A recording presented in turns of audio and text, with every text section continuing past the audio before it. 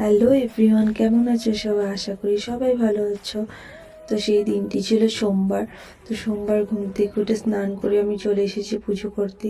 তো সোমবার যেহেতু আমরা মা মনসাকে দুধ কলা দিই প্রত্যেক সোমবারে, তো সব সাজিয়ে নিয়েছি আমি, ফুল সাজিয়ে সব কিছু রেডি করে নিয়েছি। লক্ষ্মী মাকেও পুজো দিয়ে দেবো একবারে। তো মা এদিকে ভোগ করে নিচ্ছে, ভোগটা রেডি হয়ে গেলে সব সাজিয়ে দিলাম। দেখো আমাদের মায়ের মুখটা কি অপূর্ব সুন্দর লাগছে না আজকে, উজ্জ্বল করছে জল করে।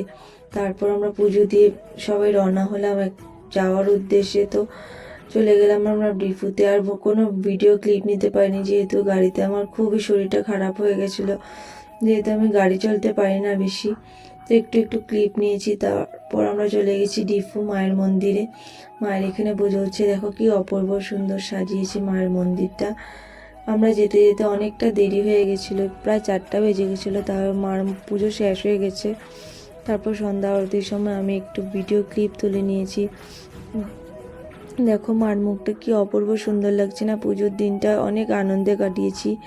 তো তোমাদের এই ভিডিওটি কেমন লেগেছে আমাকে কমেন্টসে জানাবে।